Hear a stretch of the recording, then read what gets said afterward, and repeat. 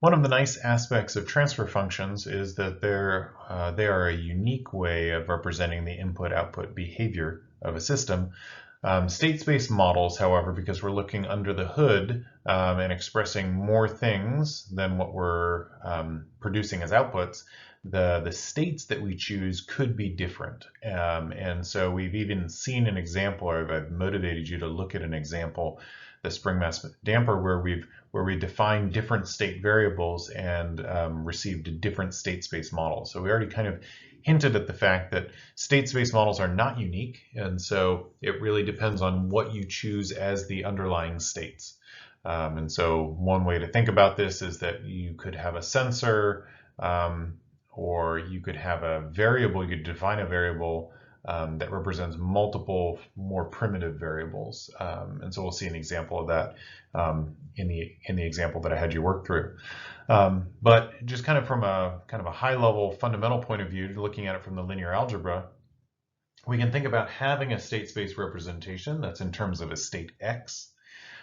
Notice that we're always going to be observing a variable y and having an input u. But the internals could be described by a state called x.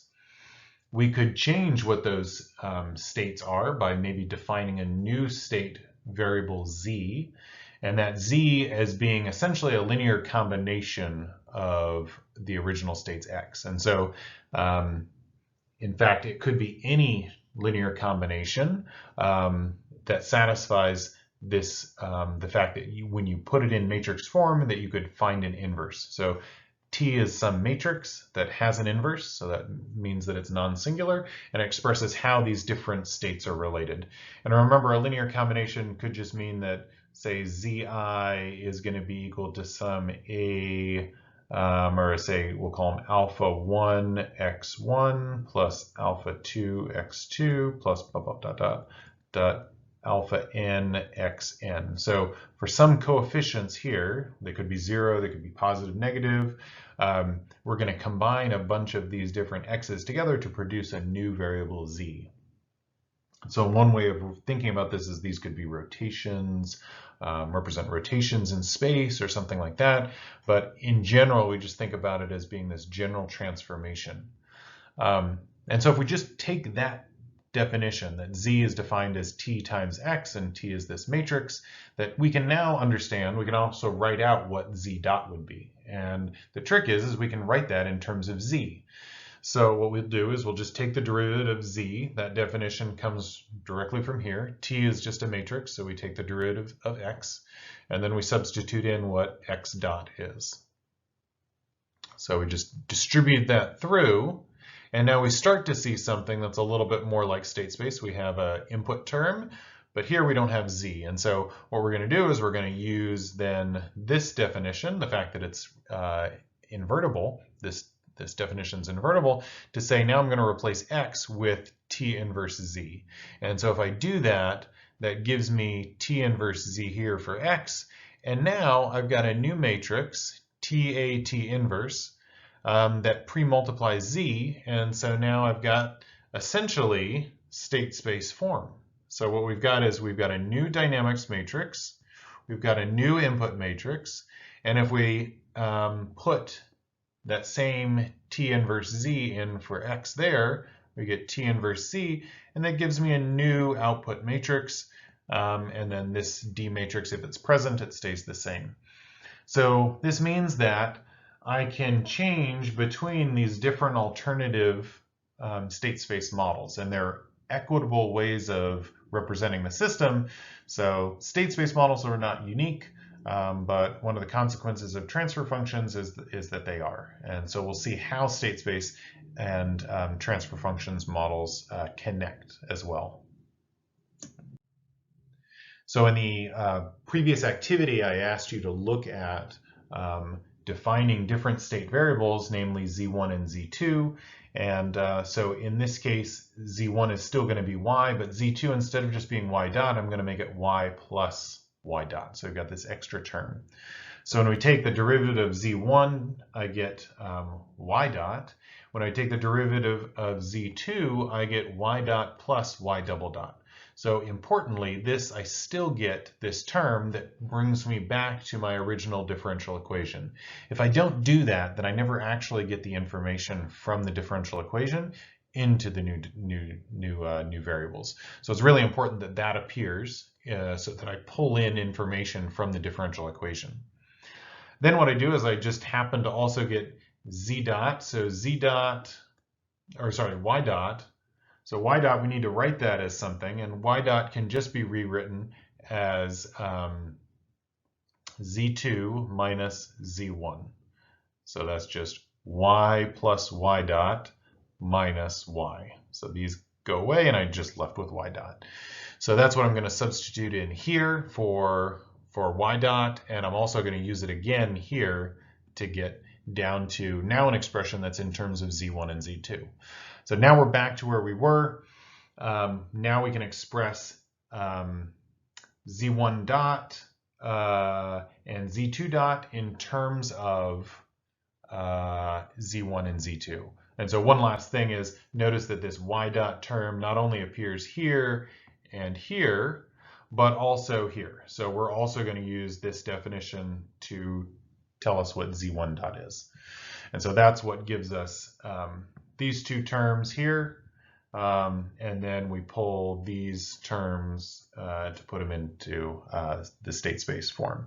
So if we compare this to what we got before by our definition of x's, you can see that the matrices are different, but that in particular the A matrix is different, but fundamentally they're describing the same thing.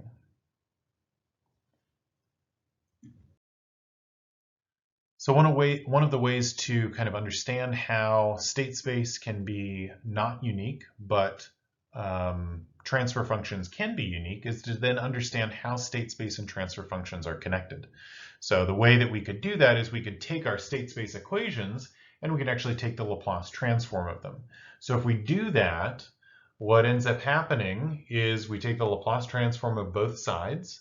You can kind of think about each entry of the x and u vectors as being signals. And so you're taking individually, say, the Laplace transform of x1, the Laplace transform of x2, and building that up.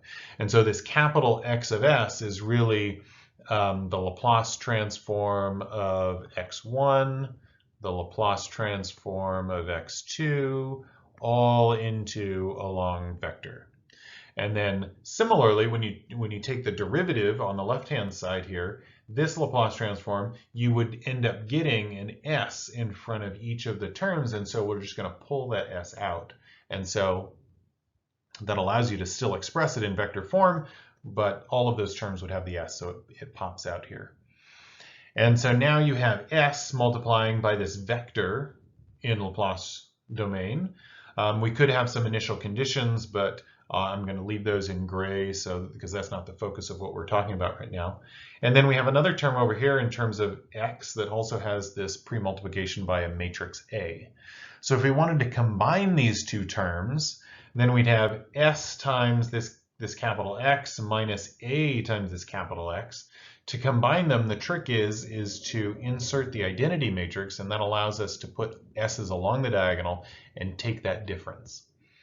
And so now to solve for capital X in terms of the input, I would then take the inverse, multiply by the inverse of this matrix, which then would leave me with this expression. So this is essentially now telling us this right here would be the transfer function from the input to the state.